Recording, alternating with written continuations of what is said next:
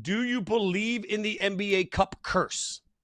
So my radio partner and I have been going back and forth over this, Tyler Murray, because he's like, the post-cup malaise is real. I'm like, the post-cup malaise, okay, fine, but the actual curse is how the season finishes out in the big picture to me. Not the sort of intermediate games following right after. It's really how this thing goes in the grand scheme of things. And so right now, I don't know if I can pin it on the cup though, y'all. Like this team, I think being there for the cup and watching the energy and the enthusiasm and the little bit of life it does breathe into you, even though it is a regular season made up thing, I think it served a purpose and it was special. I think more than the cup curse, you look at the injuries that this team has sustained since then, in particular when you talk about Josh Hart being out for, what was he out for? 5 games, I believe. That's a big deal. And then, of course, last night, Jalen Brunson twisted his ankle early in the ball game. So hopefully that's not something that's going to be serious. Listen, for the sake of sports and things to observe, I'll go ahead and say it's real because it is something to watch. Because there are other teams like the Clippers who specifically mentioned the time that they were not playing in the NBA Cup allowed them to lock in and play and improve their defense. And they rolled into the Garden earlier this year, feeling really confident and one of the hotter teams in the league. I think they had notched a 7 game win streak. Monica, you mentioned Jalen Brunson's ankle injury. It was the same injury that that sidelined him for a couple of games earlier in the season. What is your level of concern for Jalen Brunson's injury? Well, I mean, oh, let me just say this. Last night in Sacramento, I don't know where that squad was mentally, but they were not at Golden One Center. And so even the injury, when you watch it back, it was like, what just happened here? Like the whole thing was just off. It was one of those duds of a game in an 82 game season. And so Jalen is one of the tougher guys on the team, one of the tougher guys in the league. If he can go, he's going to go. But I will say, under Mike Brown, they are very mindful of the big picture. So I don't know anything for sure, but I would imagine he's probably done for this road trip just because of the nature of the back-to-back. And there are more games to come every other day, as the cadence has been for this team almost for every contest outside of the 2 days off that they had coming into Sacramento since the NBA Cup. So I'm not too worried about it. I do think that they will operate with caution with the big picture in mind. All right, so then make sense of Cat for me because I feel like every time he plays well, everybody freaks out. It's like this is the Cat that we need, and then he doesn't play well, which feels like happens more often, and everybody loses their mind. Can you rely on Karl-Anthony Towns to truly be a star for this team for the rest of the season? Every time Karl-Anthony Towns in this system comes up, Mike Brown is very candid that he has had the biggest learning curve because he's learning multiple positions. I do think that that still holds space, even, yes, halfway through the season, technically, when you look at games played. I do think, though, that there is a personal accountability that Karl-Anthony Towns is leaning to and is going to have to accept, right? In terms of how hard he's playing, how smart he's playing. It's again, it's tough for me to take anything away from last night because they were all terrible. But I'm going to say that you can rely on him because it's what you don't have a choice. Like you're going to have to in terms of this team. And so what I will say, as I mentioned earlier, you go back to Josh Hart being on the floor. I think that's a big deal in terms of helping not only guys be more comfortable because of all the little things that he does, but there's also a leadership element there, an ability to hold guys accountable, and an ability to encourage that I think probably goes a little bit under the radar in the national conversation. But I'm going to say you can rely on Karl-Anthony Towns. But here's the thing. Karl-Anthony Towns has to be able and has shown that he's able to accept real-time criticism and accountability from his teammates. Monica, we also saw Josh Hart return from injury. What were the Knicks missing when he was sidelined, and what do they get back in kind of like a glue guy kind of presence in Josh Hart? Girl, like, ugh. So underrated. That was not discussed enough during the course of this losing streak because he's a guy that does everything. First of all, he's got a fantastic relationship with Jalen Brunson that obviously dates back to their Villanova days, but he just takes the pressure off of so many guys in different ways. He's terrific on the glass. He is one of the better guys in terms of Mike Brown's philosophy of getting to the paint, spraying, and finding shooters on the perimeter. He's just energized. He's a solid defender. He can switch. He'll communicate. He's the type of guy that is like, look me in my face. Let's get it together. He really felt like that was missing over the course of that losing streak. He's one that sort of fights the bad body language, which is symptomatic of a bunch of things when that happens. And so he's a dude that really is an unsung sort of hero for this team. And he's someone that all 30 teams in the league would love to have on their roster just because he is a consistent energy bus. All right, we were just talking about Giannis. Look, as much as Giannis booing the fans in Milwaukee, we're trying to figure out what that looks like in New York. Do you believe that Giannis is going to be a New York Knick this year? I don't think this is going to happen this year. As wonky as the start of the 2026 season has been, or frankly, the performance since the cup, if you will, I do think that this team deserves an opportunity to go and get it. I think chemistry is something that is very fragile across sports, but particularly in the NBA.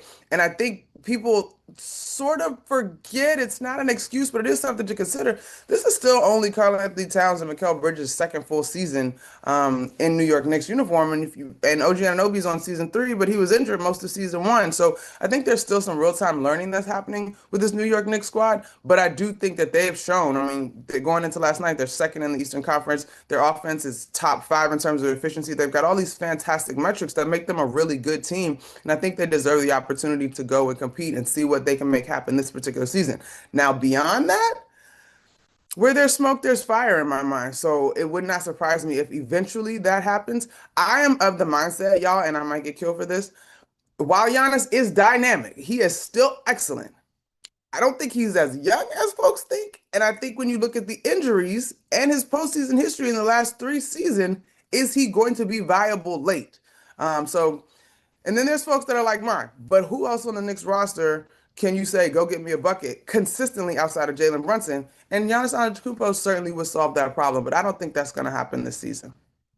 Do you think by the trade deadline, the Knicks will have made a significant move at all? Significant, and I think another ball handler would be really helpful for them. I do think they will go and find that. Another all-star marquee guy, significant. I don't know that I see that happening. To that point, James Dolan said that the Knicks should win the NBA Finals, which is a bold statement from him there. Are the Knicks, as currently constructed, true finals contenders? And do they fit that should win the finals kind of bill? And if not, what are they missing? And what do they need to add to be the team that should win the finals? Now, Fitz and Caroline, y'all know I'm not going to get up here and say nothing other than, yes, they can get to the finals. Now, this is what I will say, though. When I look at the teams that have gotten to the finals and are the last team standing, even based on their experience last year in the conference finals, there is a variety that I don't know that the Knicks have fully stepped into or created in this roster, right? Let's go back to Indiana. They can get you in multiple ways. They got guys that cooked you off the bounce. Their defense was solid. Even though, again, I'm not taking a ton from last night over the course of an 82-game season, if one is not working well, mainly the offense is not working well, I'm concerned about the other end for this team. And I think they can acknowledge that as well. I mean, they've been at the bottom of the league in terms of the three-point defense all season long. So I think they have enough. They probably have room to level up in their commitment. Actually, prior to shoot around going into Sacramento, having the chance to talk with Mikal Bridges and Karl-Anthony Towns, I sort of asked the question, you guys aren't like young in this league. You're not super old either. We landed on describing them as big cousins in the league in terms of them having experience. They understand the rigmaroles of a regular season. A bunch of them have played deep into the postseason. What does that give you? And it comes down to, for them, the opportunity to get better every single day. And I think they're going to need to do that if they're going to realize those goals in a very real way. I think the talent is there, but there's always a little bit of luck involved in sports. And so I think the wiggle room for this team, particularly defensively, if their offense is not operating as a top 5 efficient offense in the league, I'm not sure that the wiggle room is encouraging, but the basketball victory is in the margins in this league, and we see that night in and night out. So the Knicks play the Warriors tonight. Perfect timing, because Shams has literally just told us that Jonathan Kuminga this is a quote, has demanded a trade away from the Warriors as he becomes eligible to be moved on Thursday. What do you make of that news? About time. I think Kuminga played well. It was Black Friday. And it was sort of the beginning of what's going on with Kuminga and does he fit and whatever. The dude is a talent. He's an NBA talent. Now, for whatever reason, it has just not been a good fit. It's been oil and water, but I think he can contribute. He's an athlete. He can give you action on both sides of the floor. It's interesting when you hear a guy of his status sort of demand a trade because he's not necessarily of the tier of guys that can do that. But at the same time, DMPs and really not being a part of the rotation, I'm sure that's incredibly frustrating for him. But it's not a secret. Like everybody knows that the Warriors were looking to move him. They just haven't been able to land on a deal that they like. Sacramento, where we were last night, is a team that has often been discussed. But from what I gathered, the Warriors didn't necessarily like what that trade deal looked like. On the topic of the Warriors, we heard Jimmy Butler call them mediocre. You have Jonathan Kuminga now demanding a trade away. Steve Kerr's in the final year of his deal in Golden State. Is there a world where the Warriors have a different coach next year? Oh, 100%. Caroline, I'm already at Steve Kerr is the next, what's my guy, Magic Johnson meme? I'm not going to be here. Like, I'm already there. Like, Steve Kerr's on his way out. Steph Curry is shortly going to follow. I don't think Steph is going to be a guy that's going to play until the wheels fall off. He's got a ton of other things going on in his life. He doesn't need to do that. Yeah, girl, please. I don't. That's a wrap. That's ending. And I don't mean that from a negative standpoint, but I do think again, while sports is our stage, this is still a very human experience. I mean, Steve Kerr's mom lost her property in the fires last year. Like he's been in the league, a life in the league, not just coaching the Warriors. And he is a guy of interesting backgrounds and other interests. So he has not said it, and I could be completely wrong. But I don't think Steve Kerr got another four to go. That's for sure. If he does extend on this one, I don't think it's going to be a long extension. It'll be because he and Steph had a glass of wine and decided let's give it a couple more goes or one more go together. But nah, Steve Kerr is definitely sunsetting his career as a head coach in my mind. Then who's the guy that follows Steve Kerr? Now girl, I hadn't even thought about that. That is interesting. Now I know that the Warriors are very proud of their bench. I wouldn't be super shocked if they stayed internal. But again, here's the thing, and I don't have Steph's contract in front of me. When are they gonna detonate, right? Like, if Steph wants to be a lifer, maintain Steph and Draymond, like we are in a young man's league. There's a reason Jimmy Butler said that this squad is mediocre. It's not because you don't have guys that will be arguing about their Hall of Fame credentials. Like, that's not the issue. We're in a young man's league, and the rest of that roster has not put this team in a position to compete. And guys, the quiet part, I don't know that it's necessarily the rest of that roster. It's just the roster, right? Like that's where we are.